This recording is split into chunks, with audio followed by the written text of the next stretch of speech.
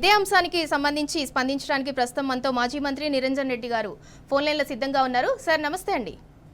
నమస్తే అమ్మా. సార్ ఇవాళ పీసీసీ హోదాలో ఉండి మహేష్ కుమార్ గౌడ్ గారు తెలంగాణ రైతులను ఉద్దేశించి ఎలాంటి వ్యాఖ్యలు చేశారో మనం అందరం చూసాము. అంటే ఆయన చేసిన వ్యాఖ్యలను తీసుకున్నట్లయితే అంటే 1923కు ముందు అసలు తెలంగాణలో రైతులు అనేవారే లేరా? ఇప్పుడు ఆయన అవగాహన రాహిత్యాన్ని మూర్ఖత్వాన్ని తెలంగాణ సమాజం వైపు చూస్తూనే మనం ఖచ్చితంగా చేసినటువంటి వ్యాఖ్యల్ని తీవ్రంగా ఖండిస్తున్నాము. తెలంగాణ సమాజం కూడా ముక్తఖండంతో ఖండిస్తుంది, ఈసడించుకుంటుంది. తెలంగాణ ప్రాంతం ఆనాటి దక్కన్ పీఠభూమి ఎప్పుడో 1100 సంవత్సరాల నాటికే ఈ ప్రాంతంలో నీటి పారుదల వ్యవస్థను అభివృద్ధి చేసినటువంటి వాళ్ళు ఆనాటి పాలకులు. విష్ణుకుండీల కాలం నుంచి శాతవాహనం నుంచి మొదలు పెడితే, కాకతీయ రెడ్డి రాజు నుంచి మొదలు పెడితే అసఫ్జాహీల దాకా ప్రపంచానికి తొలి వాటర్ షెడ్ మేనేజ్మెంట్ ను ఆ టెక్నాలజీని అందించినటువంటి ఘనత దక్కన్ పీఠభూమికి, నైజాం ప్రాంతానికి, తెలంగాణది. అటువంటిది అవగాహన లేకుండా ఎప్పుడో 1000 ఏళ్ల క్రితం వరిబండినటువంటి ప్రాంతం ఇది. ఆయన 1923లో వ్యవసాయం నేర్చుకున్నది ఈ ప్రాంత రైతులు అనేటువంటి విధంగా, ఎవరో వచ్చి ఇక్కడ నేర్చుకున్నటువంటి విధంగా ఆయన మాట. అది ఆయన అవగాహన రాజ్యం. ఆయనకు తెలియకపోతే ఆయన అజ్ఞానాన్ని ప్రపంచం మీద రుద్దకూడదు కదా. మొదటి నుంచి కూడా కాంగ్రెస్ నాయకత్వానికి, కాంగ్రెస్ శ్రేణులకు ఎప్పుడు కూడా ఈ ప్రాంతం పట్ల ప్రేమ కానీ, మమకారం కానీ, గౌరవం కానీ ఉండదు. ఎప్పుడు ఇంకెవరినో సంతృప్తి పరుద్దామనేటువంటి ఆ లబ్ధి కోసం, రాజకీయ లబ్ధి కోసం ఎవరినో సంతృప్తి పరచాలని చెప్పి సొంత ప్రాంతాన్ని అవహేళనకు గురి చేస్తూనే వస్తున్నారు.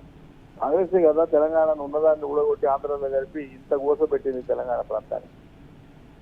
ఎటువంటి సుభిక్షమైనటువంటి ప్రాంతాన్ని ఉమ్మడి ఆంధ్రప్రదేశ్ రాష్ట్రంలో కలిపిన తర్వాత ఇక్కడ తెలంగాణ వ్యవసాయం మొత్తాన్ని కూడా శిథిలం చేసి సంక్షోభంలోకి నెట్టి ప్రాజెక్టులు కట్టకుండా, నీళ్లు ఇవ్వకుండా, కరెంట్ ఇవ్వకుండా, వ్యవసాయం అంటేనే దండగానేటువంటి స్థితి తీసుకొని వచ్చి పూర్తిగా నిర్లక్ష్యం చేసినటువంటిది కాంగ్రెస్ ప్రభుత్వం, సమైక్య పాలకులు.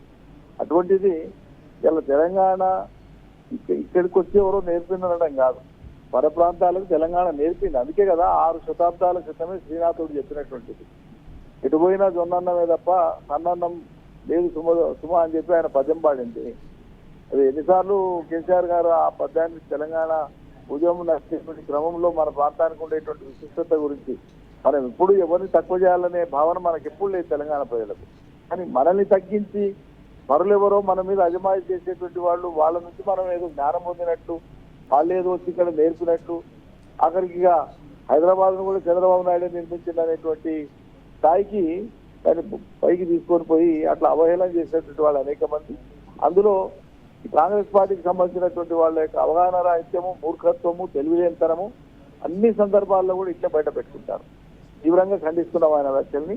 ఆయన అవగాహన సరి చేసుకోవాలి, ప్లస్ తెలంగాణ ప్రజలకు క్షమాపణ చెప్పాలి బేషరతుగా. సార్ నిరంజన్ రెడ్డి గారు, అంటే ఎందుకు కాంగ్రెస్ నేతలకి తెలంగాణ అనే పదం నచ్చదు, జై తెలంగాణ అని నినదించే వాళ్ళ మీద కూడా వాళ్ళు ఆగ్రహం వ్యక్తం చేస్తారు. దీనిలో భాగంగానే రీసెంట్గా కాంగ్రెస్ మంత్రి ఒకళ్ళు ఆగ్రహం వ్యక్తం చేయడం కూడా మనం చూసాము.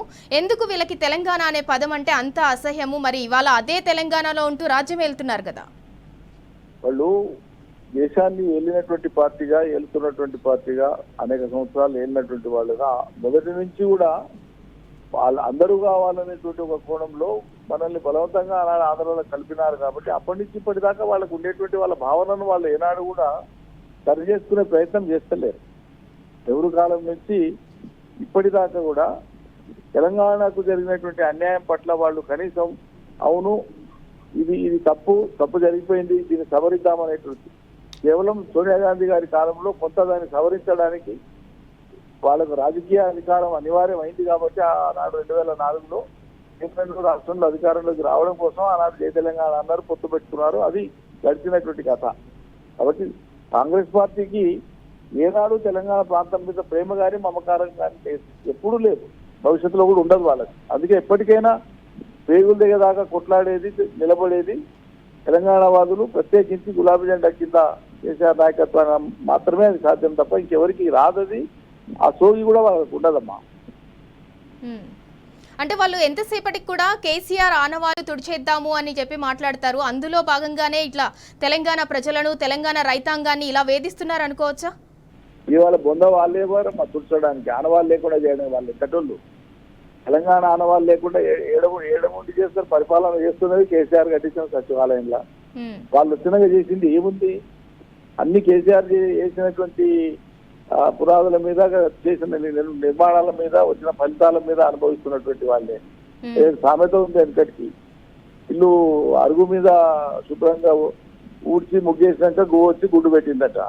అట్లా ఈ రోజు అన్ని తయారుగా తెలంగాణలో వచ్చి పెత్తనం చేయడానికి వచ్చి కేవలం అధికార కాంక్షతో వచ్చి పరిపాలన చేత కాక ఇవాళ ఎలకల పడినటువంటి కాంగ్రెస్ పార్టీ దిగంతులు వేస్తున్నారు తప్ప వాళ్ళని పెద్దగా సీరియస్ గా పరిగణించాల్సినటువంటి అవసరం లేదు. వాళ్ళ స్వీయ కార్యాచరణ వల్లనే, వాళ్ళ చర్యల వల్లనే, వాళ్ళ మూర్ఖత్వం వల్లనే, వాళ్ళ అహంకారం వల్లనే, వాళ్ళ అజ్ఞానం వల్లనే తెలంగాణ సమాజానికి ప్రతిరోజు కొన్ని మైళ్ళ దూరం వాళ్ళు జరిగిపోతా ఉన్నారు.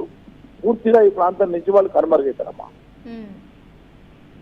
సరే, వాళ్ళ పిసిసి చీఫ్ మాట్లాడిన మాటలపై తెలంగాణ రైతాంగం అంతా కూడా మాకు క్షమాపణ చెప్పాలి అని డిమాండ్ చేస్తున్నారు. బీఆర్ఎస్ తరఫు నుంచి మీ డిమాండ్ ఏంటి? ఖచ్చితంగా నేను ఇంతకుముందే ఖండించినాను, పత్రికలు కూడా పంపించినాను, ఇంతకుముందు మాట్లాడినప్పుడు మీతో కూడా చెప్పినాను. బేషరతుగా పిసిసి అధ్యక్షుడు తన అవగాహన రాహిత్యంతో కూడినటువంటి ఆ వ్యాఖ్యలకు ఆయన చింతించాలి, ప్లస్ సమాజానికి క్షమాపణ చెప్పాలి. ప్రత్యేకంగా తెలంగాణ సమాజానికి, తెలంగాణ రైతాంగానికి బేషరతుగా క్షమాపణ చెప్పాలి. Thank you so much Niranjan Reddy గారు, మీ స్పందనను తెలియజేసినందుకు. నిజాం సాగర్ ప్రాజెక్ట్ వచ్చినప్పుడు ఇక్కడికి ప్రకాశం జిల్లా, కృష్ణా జిల్లా, గుంటూరు జిల్లా నుంచి వచ్చి వ్యవసాయాలు స్థిరపడి వ్యవసాయం చేయడమే కాకుండా మాకు కూడా వ్యవసాయం నేర్పించిన సందర్భం. 1923లో నిజాం సాగర్ ప్రాజెక్ట్ వచ్చినప్పుడు ఇక్కడికి ప్రకాశం జిల్లా, కృష్ణా జిల్లా, గుంటూరు జిల్లా నుంచి వచ్చి వ్యవసాయాలు స్థిరపడి వ్యవసాయం చేయడమే కాకుండా మాకు కూడా వ్యవసాయం నేర్పించిన సందర్భం. 1923లో నిజాం సాగర్ ప్రాజెక్ట్ వచ్చినప్పుడు ఇక్కడికి ప్రకాశం జిల్లా, కృష్ణా జిల్లా, గుంటూరు జిల్లా నుంచి వచ్చి వ్యవసాయాలు స్థిరపడి వ్యవసాయం చేయడమే కాకుండా మాకు కూడా వ్యవసాయం నేర్పించిన సందర్భం. తెలంగాణ ఆత్మగౌరవాన్ని కించపరచడమే టార్గెట్ గా అడ్డమైన వాగుడు వాగుతున్నారు కాంగ్రెస్ నేతలు. తాజాగా నిజామాబాద్ రైతు మహోత్సవం సభలో పిసిసి చీఫ్ మహేష్ కుమార్ గౌడ్ కూడా దిక్కుమాలిన మాటలు మాట్లాడారు. తెలంగాణ రైతుల ముందు నిల్చుని ఇక్కడి రైతులను అవమానించేలా వ్యాఖ్యలు చేశారు. తెలంగాణ వారికి ఆంధ్ర రైతులు వ్యవసాయం చేయటం నేర్పారట.